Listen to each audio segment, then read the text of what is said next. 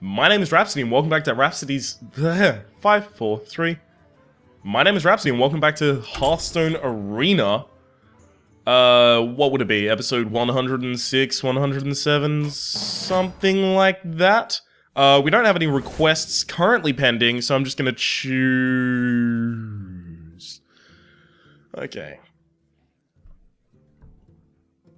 Mage is good when you get Flame Strike, Fireball, Polymorph, Blizzard, etc. Paladin is usually stronger. I will fight without having to rely so heavily on certain cards like that. Sword of Justice is fucking amazing, even though the other two are pretty good as well. Sentient Shieldmaster is really good. Oh, we're getting some good cards. Argent Squire versus Archmage. I'll take the Archmage just for the solid stats, because Argent Squire is not going to do much often. Yeah, against classes that do 1 damage, it's not going to do much. With their hero abilities, that is. Zombie Chow is really good, so is Dark Iron Dwarf. This is difficult. This is a difficult decision. I'm going to take the Zombie Chow because I think it's a stronger early, and I think if we can kind of boss around our early, then we'll have a much better time. Holy shit. Argent Protector keeps the Zombie Chows alive while they trade for something. This could be a really good deck so far. We just need to make sure that our scale across we're good across the board. That's what we need to make sure. Sludge Belcher is an amazing card. There's no reason I wouldn't take that. Bloodsail Raider is really good when you have the Sword of Justice. Consecration. Yes, I'll take a Consecration. Jungle Panther usually kills something, the other two are trash. I need to make sure I respect my curve. Avenge is pretty good. Guardian of Kings is respecting my curve. Azure Drake, really good, draws a card. Silvermoon Guardian versus Amani Berserker. Versus maybe the Ironfur Grizzly. I'm gonna take the Amani Berserker. Because I'm a little light on my earlier cards. Spiteful Smith for the stats, or Loot Hoarder.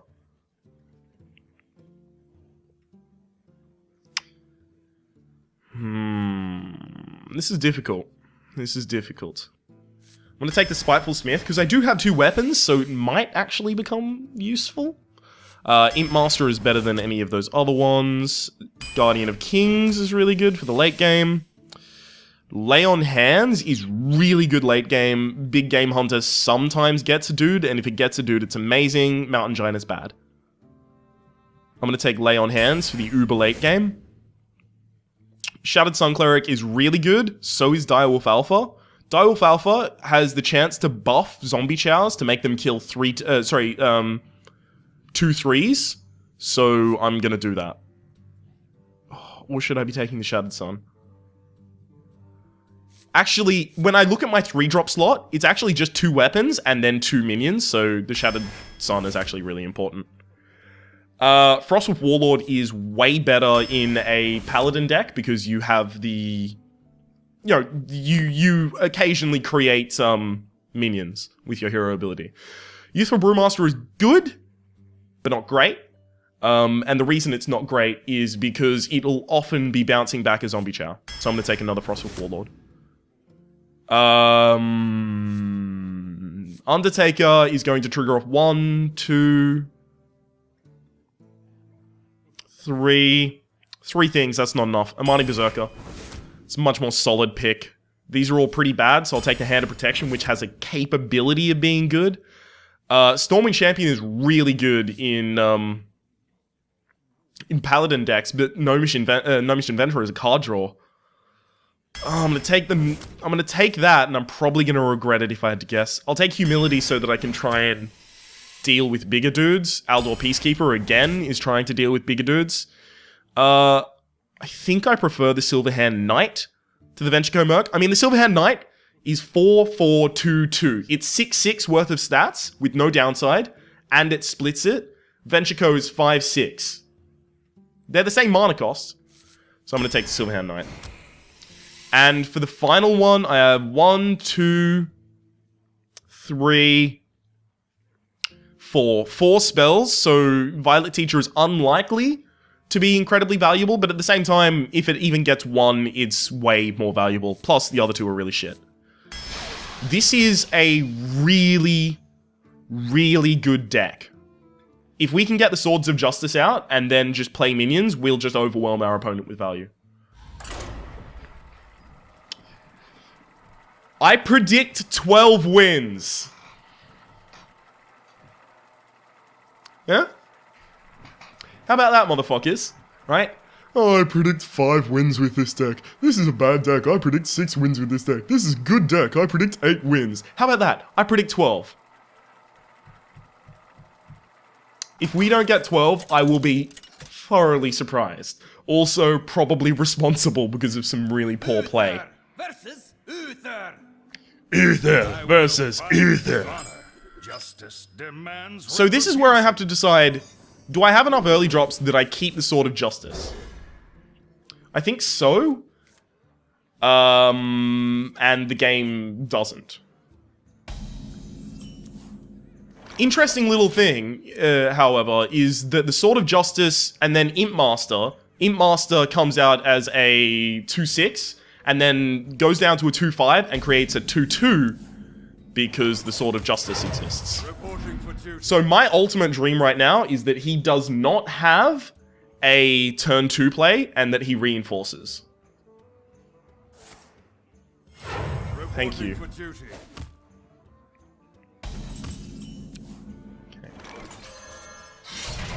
Sword of Justice. Now I'm going to hit that with my Sword of Justice rather than trading my 1/1 dude because I need to have someone on the board so that I can deal with things that I don't want to deal with.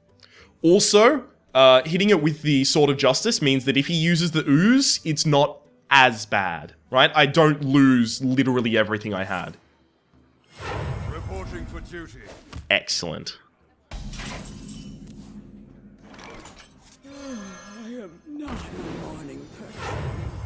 Okay, so that gets buffed, and then its spawn will get buffed, and then next turn the Spiteful Smith will get buffed, and then the new spawn will get buffed. Or I can attack, The battle. and then just the Spiteful Smith gets buffed. I think that's fine, actually. So that should become a 2/2. Yep. This is going very well. Alternative plays, I attacked with the 1/1. That's fine. An alternative play is attacking with the 1/1 and then playing the Silverhand Knight this turn and ending up with a 5/5 and a 3/3, which is also very strong. Now, I want to be able to save the Darkscale Healer for healing the Imp Master later. So, Spiteful Smith. Just to get really solid stats out on the board. So I can use the Darkscale Healer to keep the Imp Master alive while it keeps shitting out minions. Also, if he puts down something like that, I can do something like this. We must cleanse the Sunwell.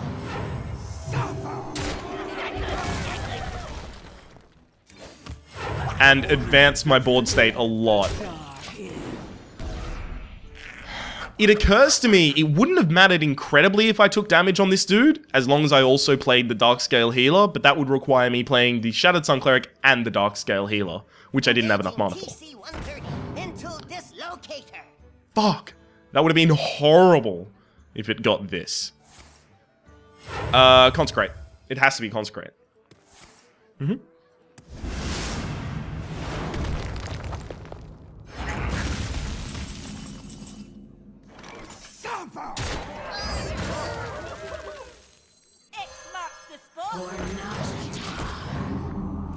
Now, it occurs to me that I actually don't have incredible value right now. I mean, he has 7 cards in hand. While I've had very strong plays, the Consecrations have kept him in the game. So I just have to hope he doesn't have any more Consecrations. Shit, dude.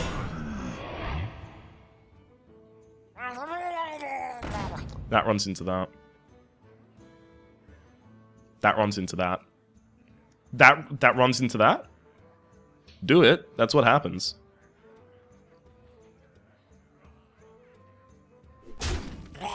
Why? Oh. Okay. That's kind of weird. Well, this is really good. So I can save 3 damage on this dude. And then attack in there. And then Archmage. So obviously Pyro, Equality, Avenging Wrath, and Equality Consecrate are always really bad. But those are 2-card combos. And some of those cards are very rare, so expecting that and playing constantly around that in Arena is a really easy way to lose to a Paladin.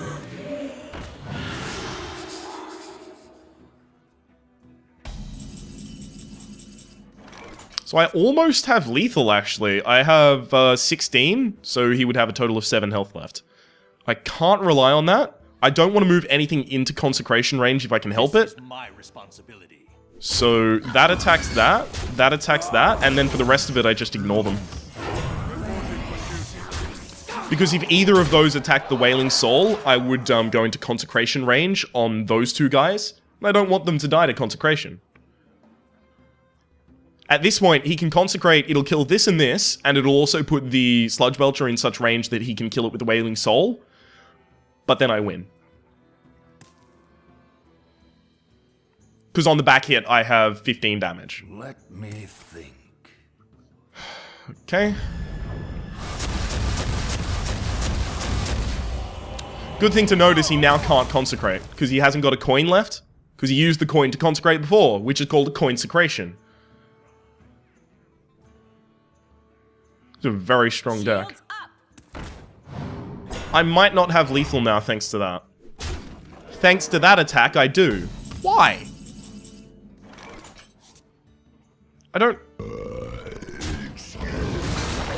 You know what? I'm gonna kill him with my weapon. Oh, I can't do it. I can kind of overkill him a little bit. And then do that. Ready, sir. Yay! See, even 2 Consecrations, and pretty valuable minions most of the time, couldn't keep him in the game. This is a very, very good deck. I think I do want to be always holding on to those Swords of Justice when I get them in my hand.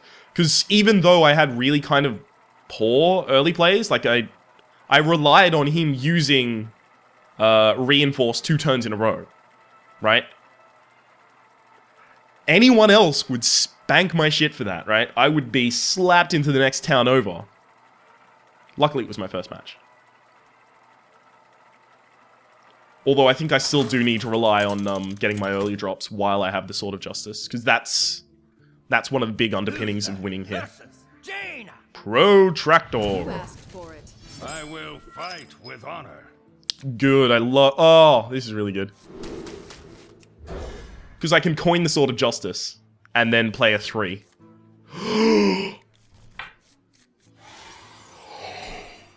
This is the beautiful opening that I really wanted to talk about.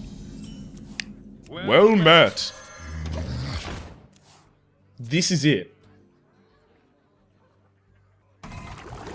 Also, I'm so glad that the Nax Rammus board can now be played randomly. Sorry, normally.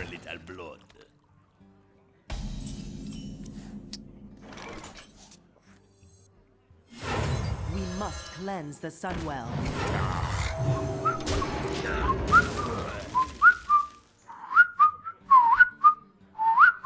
Short of Arcane Missiles getting perfect hits and then using Fire Blast, he's now screwed.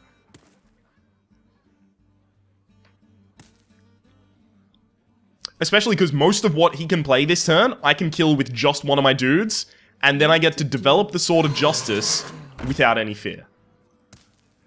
And I'm wondering if I even want to do it that way.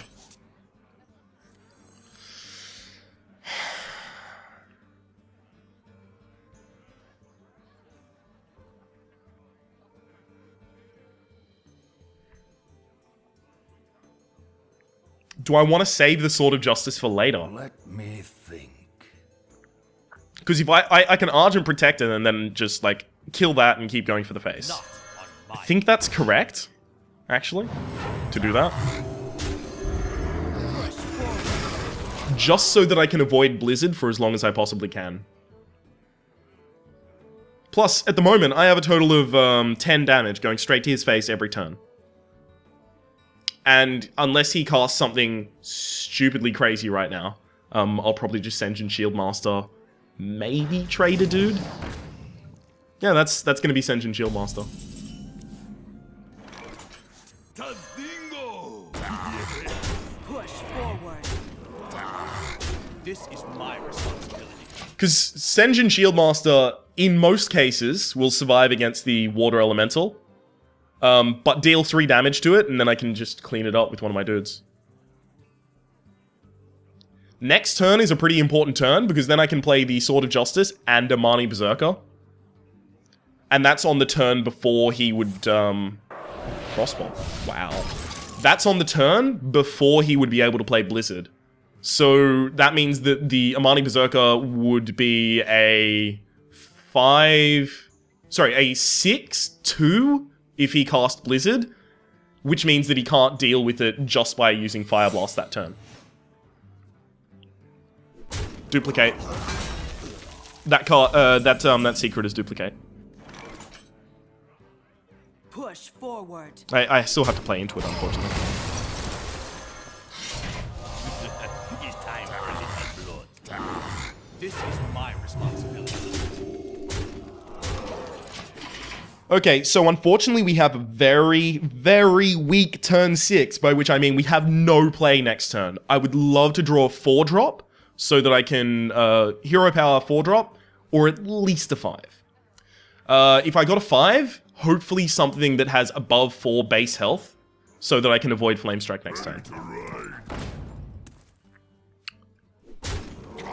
Right, yeah, he has to heal his face. I'm going to guess that he has, oh wow, that's really unfortunate for me. This is my responsibility. I'm going to guess right now that he has Flame Strike. Because he just wanted to keep himself alive that turn. If he doesn't have Flame Strike, he's lost. Wow. Sun Fury? Yeah, had to be.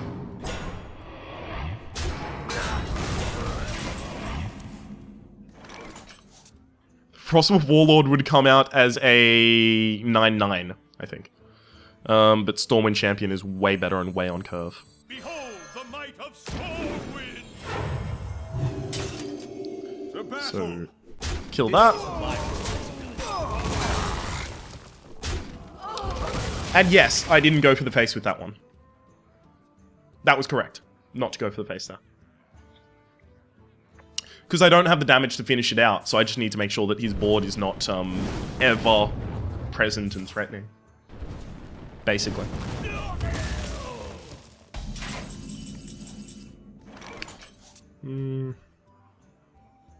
That's not in threat this turn. So... And my health isn't in threat, so instead I'll do that. Reporting for duty. Stand out.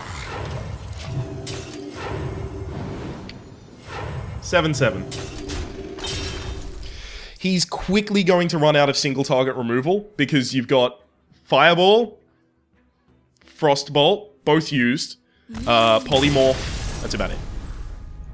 Well played. Now, these games aren't as ridiculous as the games that I had with my previous Uther Lightbringer run, which I think was episode 98, 99, 96? 96, it was episode 96. And that was the first run that I've ever gone 12 wins. It was a Paladin deck that went, I think, 12-1. It doesn't have as ridiculous as a swing, but it has the same kind of elements in it. It's got very valuable drops. In this case, they're made through the Sword of Justice, making very valuable drops. So there is a bit of a difference there. But it also has the early Zombie Chows. Crazy. Absolutely crazy. Zombie Chow is so good. I will fight with honor. That's a really solid curve as it is. I don't know if I want to throw that away. If anything, I should have thrown away... in fact, I should have thrown away Violet Teacher. That would have been correct. Very late game card. To have drawn this early, unfortunately. Greetings. Well met. Also, yeah, unfortunately, this dude has the priority, kind of, right now. 2-3. Wanna blow something up? Good work. It's time. I kind of just have to play the Amani Berserker. There's no way with 2 mana that he can buff this dude so that it won't die to my Amani Berserker. If he was on 3, then I might have to worry about something like a... what's a good example? Who you want to kill? I might have had to worry about something like a Shattered Sun Cleric, buffing it, and then it killing my dude. So that may have influenced my play if that was the case. Unfortunately, Violet Teacher is unlikely to get, pay dirt. But the fact that he is armoring up every turn, I'm fine with. Give me this delicious, delicious board. Pay attention, class. Now that I have Humility, this is even better. Because next turn can be Reinforce, Bloodsail Raider, and then Humility if he puts out something with a decent amount of attack. So anything with 4 attack-ish, I'll probably... Yeah, I'm not going to Humility that. The Frost Wolves stand ready. Instruction begins. Thank you. So the only really efficient removal that a warrior has... Oh, wait a second. I may have wanted to trade off another one just to avoid mind control tech. But the only really efficient removal that a warrior has is Whirlwind, then Execute. Tazdingo! Doesn't have it. Excellent. The Frost Wolves stand ready. Instruction begins. The Frost Wolves are so fucking ready. The Frost Wolves have never been more ready, guys. They are so ready. War Chief! Excellent. Go for it. I already got my value. Guardian of Kings. Yeah. Especially because I got another one. So now I can just flood the board with incredibly valuable minions on my side, and anything short of Brawl, this survives, Execute, is not going to be enough to save him. Okay. Execute. Arcanite Reaper. Very respectable.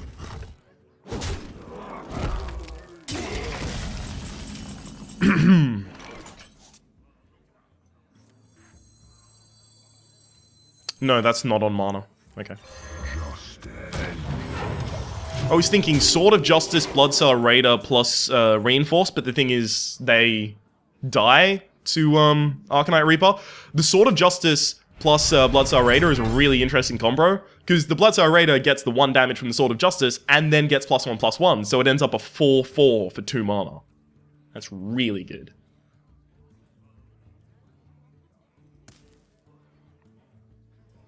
For the War Chief! Okay. Hit it. You have to. That means I have lethal. Yay. Marks the spot. Justice! Well played. So, 3-0, right? That quickly? 3-0. It's 24 minutes in and we're 3-0.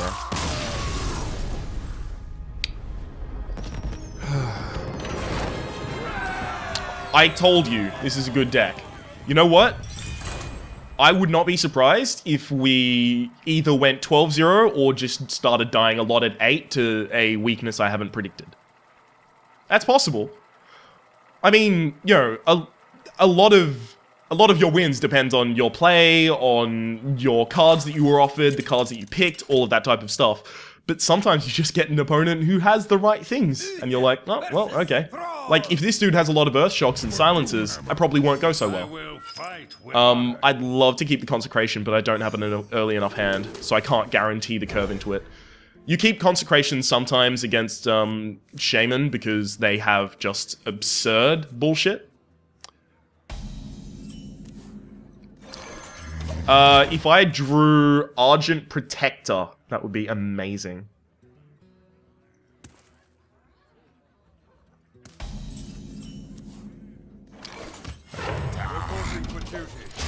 Well, then I guess I hope he plays a 3-2.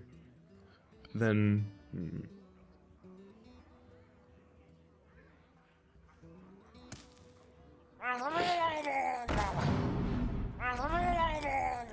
That's interesting, I think. To battle. Do I even want a Shattered Sun Cleric this dude? I think I'm obliged to, just because it's on curve. Oh well.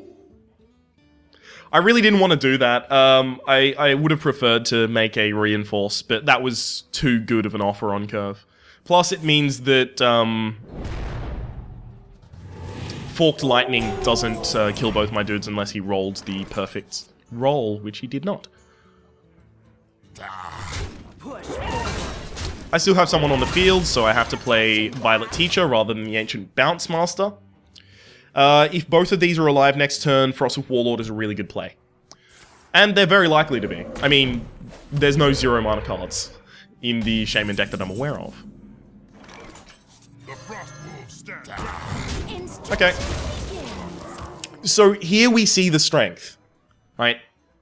This is it. This is the strength. We just value, value, value, and then unless you have huge swing, sorry. And he could easily huge swing me right now. He could... That's not going to do it. He could have played a Earth Elemental. That would have been a huge swing.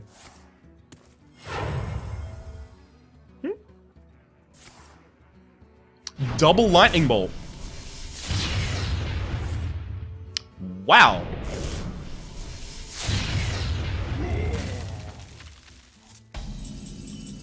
Tell you what, it's a play with spirit. So I do need to kill this. Instruction begins.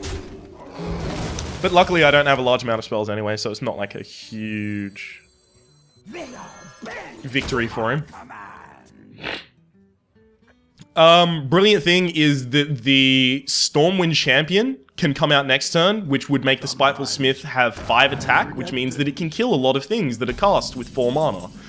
Tazdingo, Senjin Shieldmaster is Tazdingo, sorry, and the Yeti are the most likely of those. The might of Thor. Instruction begins. See what I'm talking about. This is just mayhem for him right now on this board. Our 5 damage killer is right here. He'll do it all day. All day. I'm ready to learn. Instruction begins. 4-0 now. It's a good deck. I'm telling you, it's a really good deck. Lightning Storm will kill these two. Pain, speak to me. Okay. It was the best thing he could have had, so play around that. Lightning Storm would kill those two.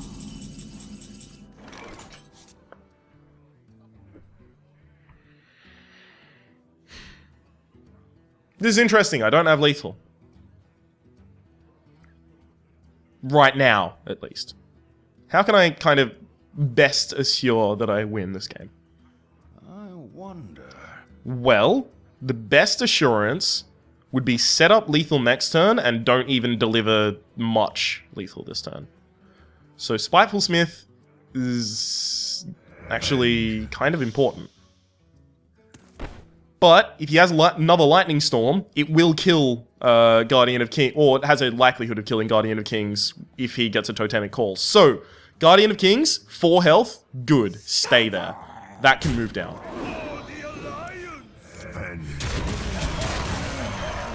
And don't overextend. Reporting for duty. Just in case some extraordinary bullshit happens, I don't want to overextend. Alakia is how much mana? 9? 8? I'll be honest, I've only ever seen Alakia played like 3 times in my life. And I've never played him, so. Excellent. 4 and 0. Now, I hate to do this because it's only 30 minutes into the episode, but we are going to cut to a part 2, and I'm going to do that because I think there's a likelihood that the rest are pretty quick as well. So, hopefully we see you again in part 2. You'll be able to find a link down to the part 2 down in the description below. They're all released at the same time. And if there's a part 3, it'll be down there as well. Hope to see you there.